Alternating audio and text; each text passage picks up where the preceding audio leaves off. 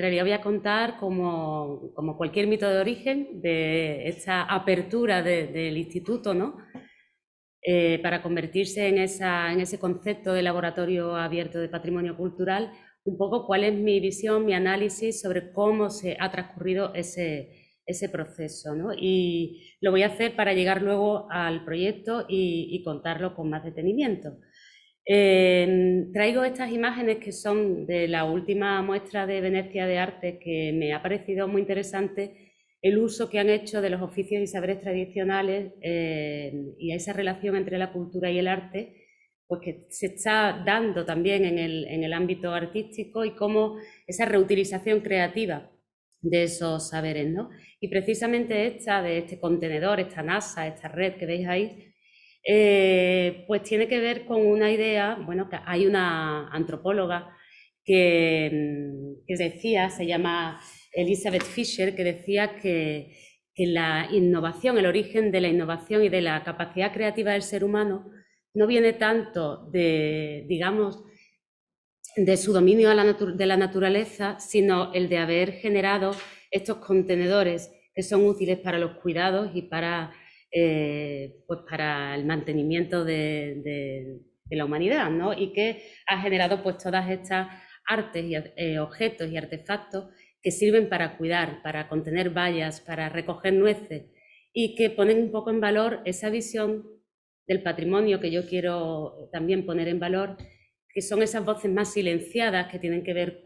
también con lo femenino y con las mujeres y con la capacidad de cuidar y de salvaguardar, y no tanto con esa idea de dominio de la naturaleza, con otro tipo de instrumentos o artefactos que han sido utilizados en las épicas y en las narraciones históricas y que han tenido un mayor protagonismo. Esa visión del patrimonio inmaterial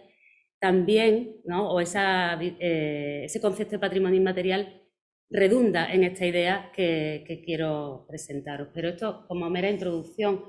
metafórica de lo que yo entiendo por patrimonio. Y en esta línea del tiempo, pues contaros también ese camino hacia esa apertura y esa idea de colaboración y la introducción de las metodologías participativas. En el Centro de Documentación y Estudios en el Instituto, pues se ha desarrollado así. Primero trabajamos en la creación de los sistemas de información, en la gestión de la información patrimonial, después en su difusión a través de la guía digital, y en la incorporación de nuevas metodologías y en el protagonizar nosotros mismos la documentación del patrimonio cultural menos visible, menos protegido también, como eran los paisajes culturales, el patrimonio inmaterial o la arquitectura contemporánea. Esa segunda fase, que es muy importante, nos va a llevar también a esta tercera de apertura, de colaboración, de datos abiertos, de metodologías incluyentes. Y bueno, en esa segunda, de innovación metodológica, tiene mucho que ver, por supuesto, las políticas culturales que en ese momento se estaban generando y que son el Convenio Europeo, la Convención de Faro o la Convención para la Salvaguarda del Patrimonio Inmaterial, que constituyen digamos, una fuente teórica y normativa en la que poder dar ese giro participativo del patrimonio, pero no podemos olvidar la importancia que tienen los protagonistas, la sociedad, las reivindicaciones sociales de sentirse mejor representados por nuestro propio patrimonio cultural. Y también no voy a dejarlo aparte esa visión o nuevas miradas que también aporta la antropología social en el ámbito del patrimonio, que se incorpora de manera más tardía, ¿no? Bueno, todo eso ha generado nuestras dos herramientas fundamentales, pues la incorporación de lo anterior y de los nuevos elementos patrimoniales en dos herramientas que son la guía digital y el repositorio de activos digitales en el Instituto, que son dos herramientas fundamentales también para esta tercera fase de la apertura y del trabajo en red, ¿no? En relación a esa idea de ciencia pública, de innovar a través del conocimiento compartido, pues estas herramientas nos permiten poner en abierto toda esa información patrimonial que hemos ido generando a lo largo del tiempo. A mí me gusta hablar también de patrimonialización expandida, copiando a nuestros amigos de CEMOS cuando hablan de que la educación expandida, que se produce en cualquier momento, en cualquier lugar, el patrimonio se produce en cualquier momento y cualquier lugar, porque el patrimonio no es una cosa a la que tiene valores intrínsecos, sino que son procesos de patrimonialización. Nosotros le atribuimos valores y esa atribución de valores y esos procesos de patrimonialización no se dan solo en el seno de las instituciones, sino fuera de ellos, en cualquier momento y en cualquier lugar. Y bueno, en ese proceso de apertura se generaron muchos proyectos que tienen que ver con esa visión. En Europeana Food and Drink nació el Laboratorio Abierto de Patrimonio, pusimos en abierto muchísimos elementos digitales, activos digitales relacionados con el patrimonio inmaterial del ámbito de la alimentación y a partir de ahí, bueno, y a partir de la idea de prototipado y de todo eso, pues nos propusieron formar el Laboratorio Abierto de Patrimonio en Andalucía, en el seno del instituto, que luego se convirtió en una filosofía un poco, como ha explicado Isabel, una manera de pensarnos y de proyectarnos hacia afuera, ¿no? Esa idea de apertura. Los seminarios de patrimonio inmaterial, que intentábamos trabajar teniendo en mente esa idea de diálogo de saberes, ¿no? Y no de una visión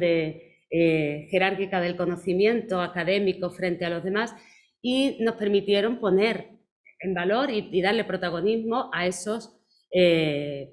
bueno, que eran los protagonistas de este patrimonio inmaterial que habíamos documentado con el Atlas del Patrimonio Inmaterial de Andalucía, centrándonos en este caso en el sector agroalimentario y pesquero. Y a partir de sus propios relatos y sus propias narraciones, conocer sus actividades, los riesgos que les afectan y los valores que tienen y las medidas de salvaguarda que se pueden aplicar, poniendo en marcha pues, procesos participativos y haciendo pues, boga de toda esta idea de que el patrimonio inmaterial es también un patrimonio para la vida, ¿no? Y que, como decía el quesero que participó en estas jornadas dedicadas al patrimonio agroalimentario, que este patrimonio no haya que conservarlo, sino simplemente que podamos vivirlo. La relatoría creativa, que también forma parte de esta idea de colaboración y de reutilización creativa de los saberes que generamos, pues la hizo una colaboradora nuestra, María del Mar Muriel, la Mari, y resultó pues este mural que ahora tenéis colgado ahí en el edificio de formación y que, bueno, para nosotros tiene mucho que ver con esta narración sobre qué quiere decir nuestra visión del patrimonio y la apertura del propio instituto. Y lo hicimos también con la música tradicional, abriéndonos también y saliendo de los muros de la propia institución y celebrando algunas de sus actividades en edificios que tienen que ver con la sociedad civil, ya sea de la ciudad, del ayuntamiento o de las propias asociaciones, como el caso de la Plataforma Social de la Casa del Pumarejo, donde celebramos algunas de estas reuniones sobre la música tradicional. En el Teatro Turina tuvo lugar un encuentro un encuentro de palabras entre repentistas tradicionales, troveros, y repentistas actuales, raperos, y en la Casa del Pumarejo pues quisimos dar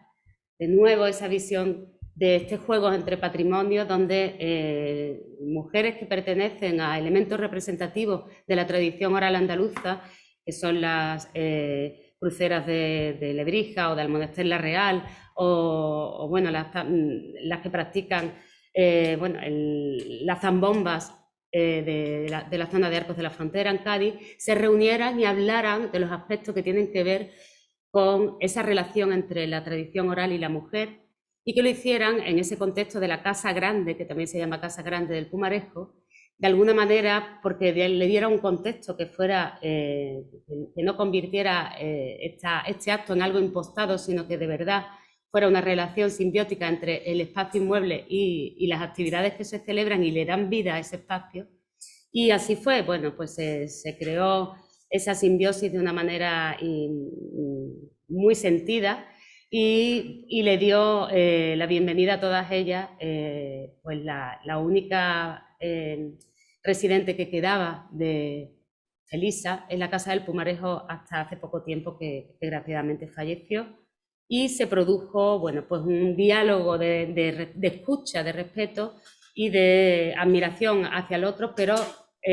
partiendo al principio de una visión un poco más del orgullo sobre lo propio, ¿no? Entonces ese diálogo de saberes tuvo lugar. Partió, como digo, de esas mujeres que entraron de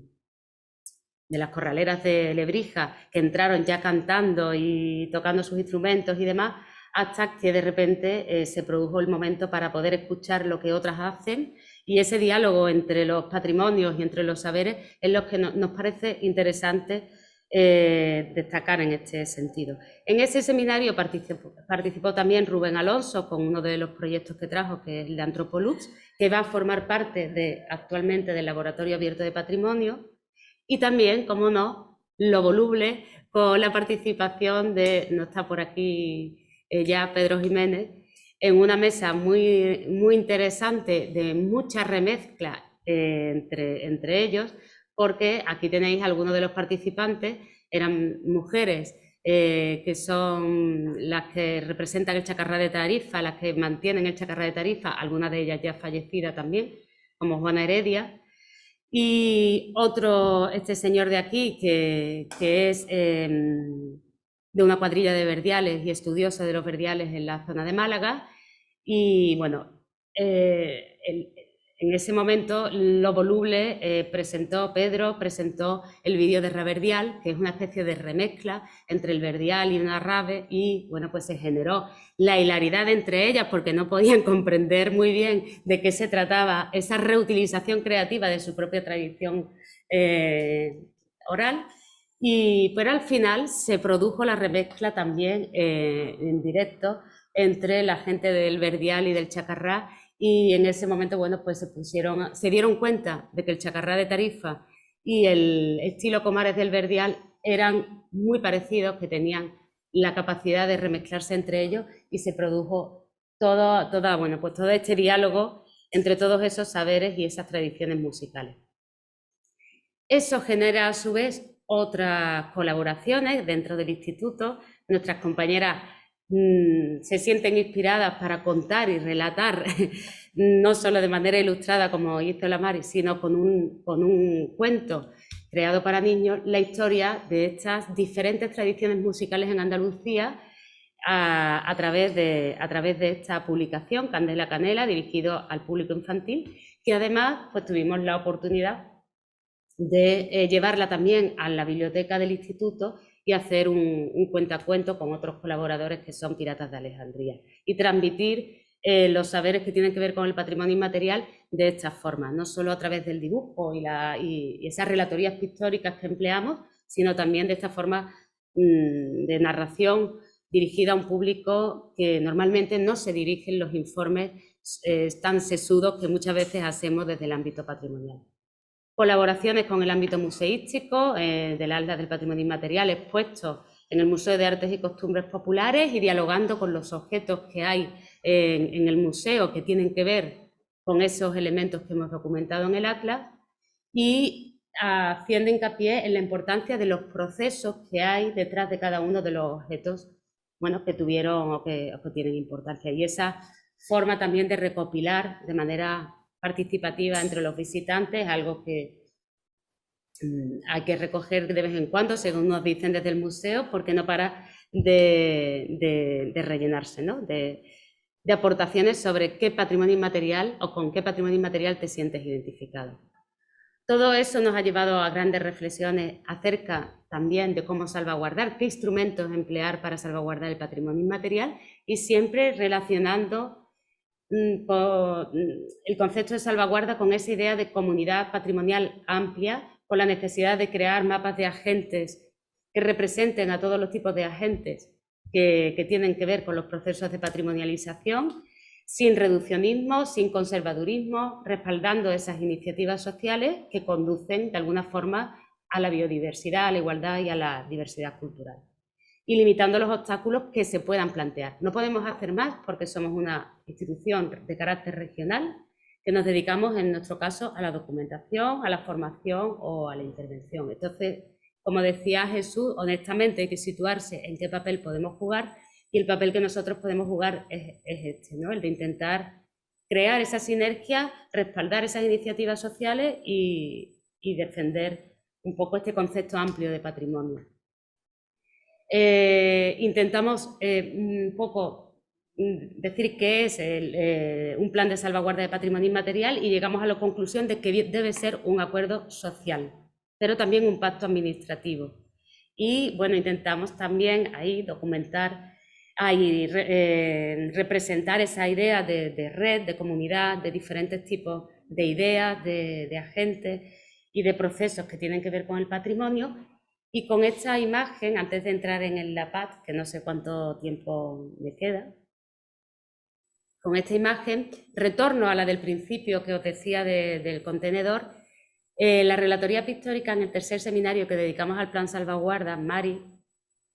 representó así esta idea del plan de salvaguarda. Utilizó la matrioska como forma de representar esa idea de salvaguarda. Primero, a mí pues lo que me llevó a pensar pues esa idea de mater y campesina, que tiene que ver con otra forma de entender el patrimonio, quitándole esa raíz de pater y haciendo hincapié en esa idea de contenedor, ¿no? y también de fertilidad y de continuidad, de sucesión infinita, de herencia, de cohesión entre las partes, unas integran a las otras, y de sororidad. Y además es un objeto artístico que representa otras tradiciones, además en su elaboración. Por tanto, se nos antojaba como una buena forma de representar esa idea del patrimonio y del concepto de salvaguarda. Bueno, eso tuvo unos resultados. Hemos aplicado esta idea y estos planes de salvaguarda en otros contextos, en el pesquero también. Y llegamos, sin más dilación, a lo que nos trae hoy, que voy a hacerle rápido, no te preocupes, no sé cómo voy de tiempo, y que es el Laboratorio Abierto de Patrimonio. Bueno, pues este proyecto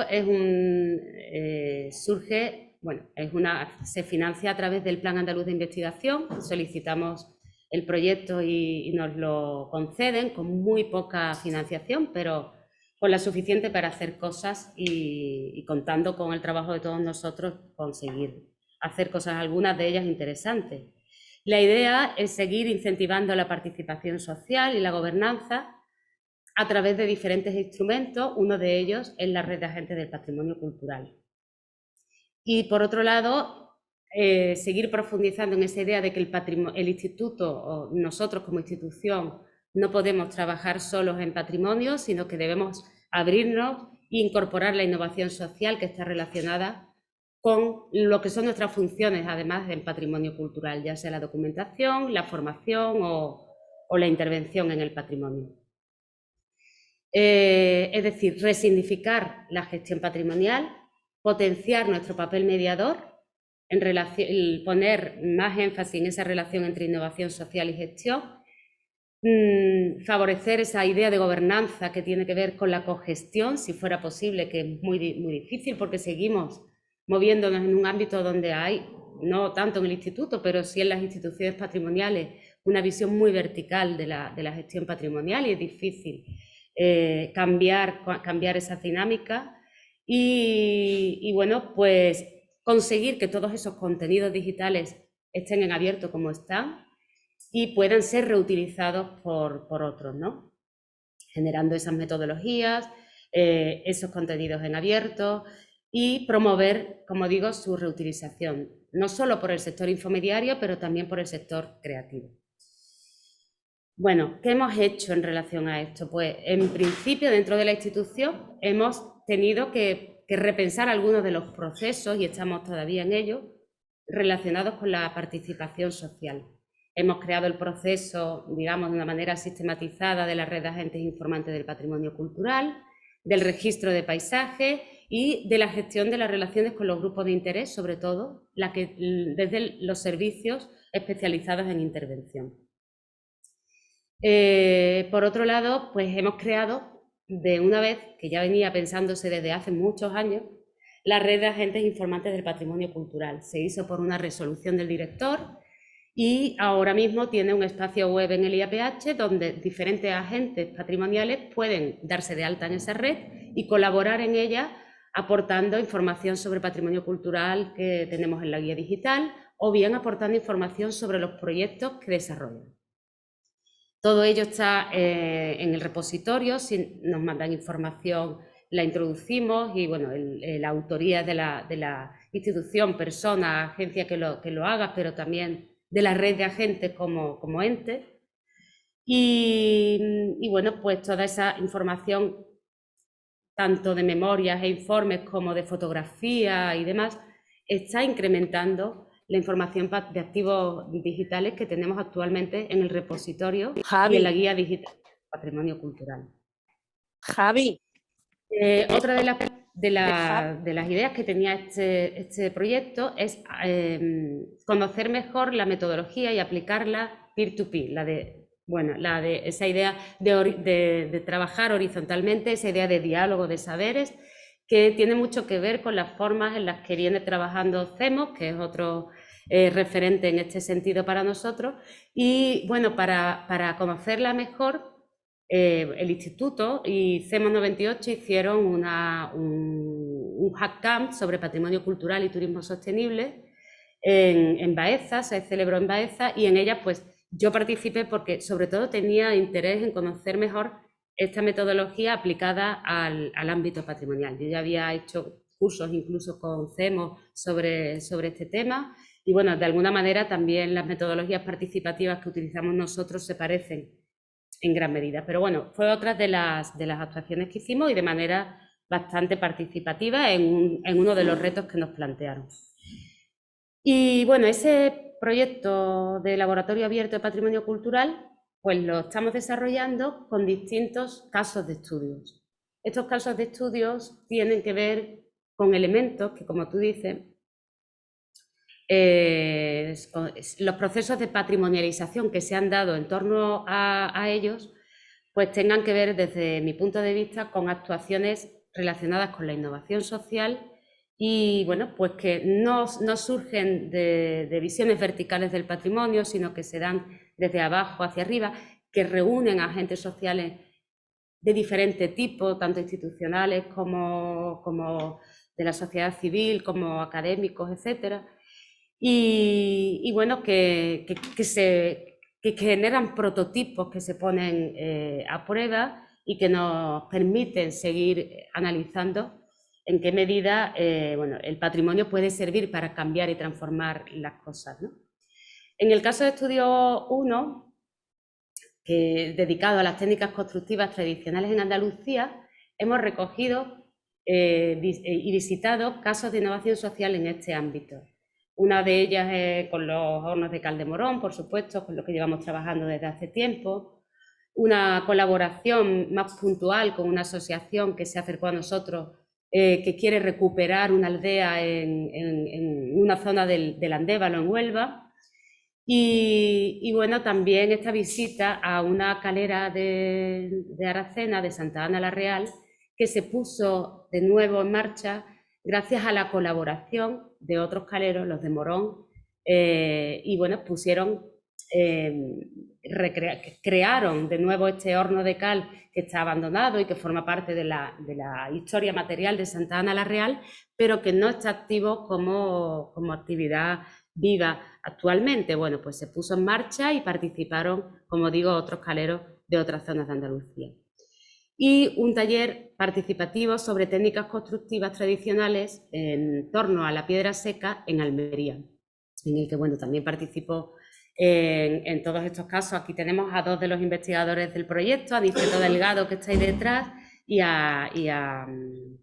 Beatriz Castellano. Bueno, que ya está en otro ámbito más teórico, pero en la práctica, en este taller participativo, Aniceto y yo nos trasladamos a Lubrín, en Almería, y bueno, con la intención de llevar y poner en marcha esta forma de trabajo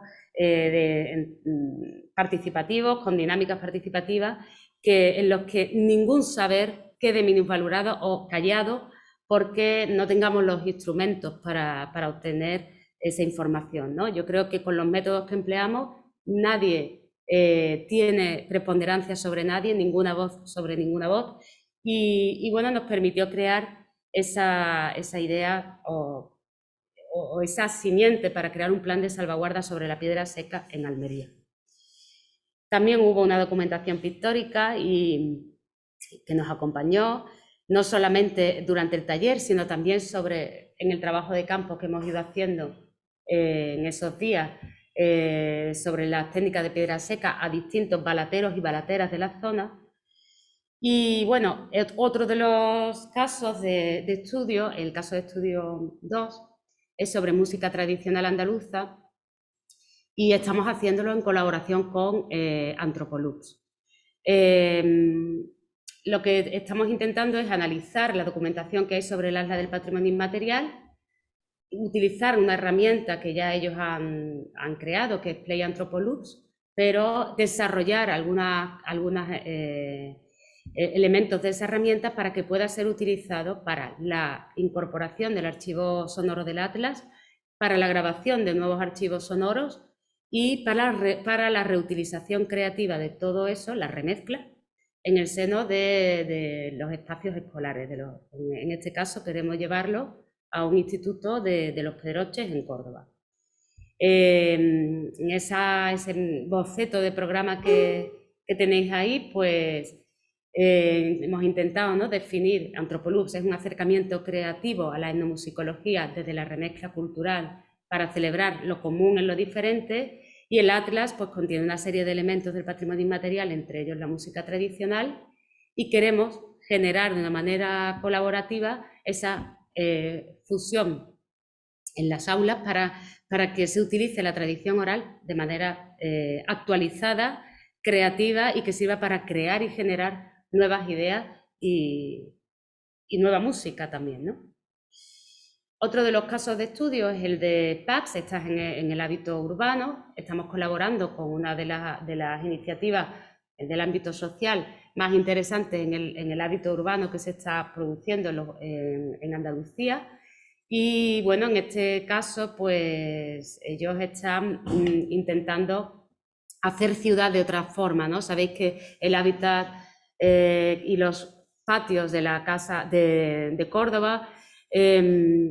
bueno, pues han sido patrimonializados también por UNESCO como patrimonio inmaterial, y de alguna forma pues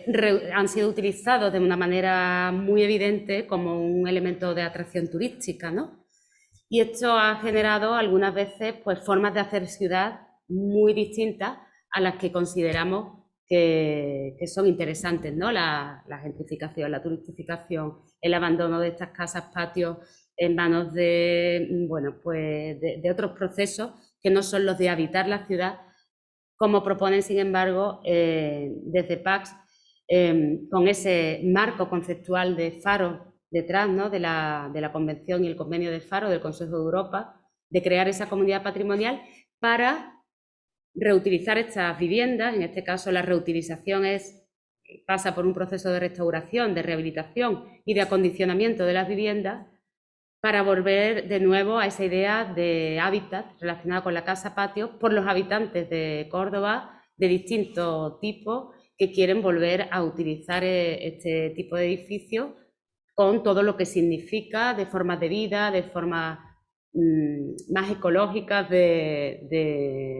vivir, ¿no?, en una ciudad con las condiciones arquitectónicas, climáticas que tienen este tipo de edificios por cómo se comportan. El paseo patrimonial que tenemos diseñado para mañana, os invito a participar en él. Está dentro del proyecto de la PAT, pero también está dentro de un proyecto más amplio que hace PAX con Daria, que es una forma de recoger, van a utilizar una herramienta para recoger información patrimonial sobre la ciudad de Córdoba, sobre los patios, información sobre el patrimonio inmaterial. Van a utilizar este prototipo para poner en marcha pues esta herramienta como una forma de documentar el patrimonio de otro modo, ¿no? Y lo van a hacer en este paseo patrimonial por la zona de la Sarquía. Y nosotros vamos a acompañarle dentro del marco del proyecto de la PAT y dentro de las Jornadas Europeas de Patrimonio, que bueno, en este caso tienen lugar Mañana en Córdoba empieza a las 10:30 en el centro de recepción de visitantes, en la Plaza del Triunfo. Y bueno, otro de los casos de estudio menos abordado, pero en el que venimos trabajando desde hace tiempo, es esa idea de barrio abierto de Sevilla, en el que, bueno, pues hemos documentado algunos de los elementos, de los oficios relacionados con los corralones de artesanos y, bueno, colaboramos también con la Casa del Pumarejo en muchos proyectos y lo hemos abordado con menor intensidad dentro del proyecto, pero llevamos ya una trayectoria importante de trabajo en esa zona. Y la Saca del Corcho y la Arriería de Andalucía, otro proceso de innovación social y otro proceso de patrimonialización protagonizado por una asociación de corcheros y arrieros que están intentando poner en valor los oficios tradicionales vinculados con la Saca del Corcho en el Parque Natural de los Alcornocales. En este caso también vamos a hacer una visita dentro de las Jornadas Europeas de Patrimonio el día 21 de octubre. Y por último, que es muy interesante también porque tiene que ver con el trabajo que desempeña el propio instituto, uno de los casos de estudio se está dedicando a cómo mejorar los procesos con los usuarios y titulares de los bienes patrimoniales que se restauran en el instituto, de manera que estén bien documentados todos esos atributos y valores que ellos otorgan a esas piezas y que se tengan en cuenta en el proceso de intervención y de restauración, que en muchos casos todavía tiene un sesgo un poco de esa idea vertical o esa idea de discurso patrimonial autorizado, ¿no? que está más apegado a la materia, a la vuelta al original y todo eso, en vez de ver el objeto como un proceso, como algo vivo, que también sufre cambios y que todos esos cambios son importantes. Bueno, pues esa metodología la hemos querido denominar etnografía de la intervención y estamos trabajando con nuestras compañeras en intentar identificar qué instrumentos pueden serle útil del método etnográfico para, bueno, pues para documentar mejor todo eso, no solamente los valores histórico-artísticos, sino también estas cuestiones que tienen que ver con los valores atribuidos, sobre todo para bienes que tienen una función social muy importante. Bueno, algunas actividades de internacionalización dentro del proyecto en el que no me voy a parar y toda la información sobre el mismo la vamos colgando en esa idea de apertura en el repositorio digital del instituto. También hacemos un boletín bimensual y vamos intentando plasmar cuáles son las actividades que desarrollamos en el marco del proyecto, ¿no? Y las tenéis un poco ahí identificadas. Y nada más, muchísimas gracias por vuestra escucha.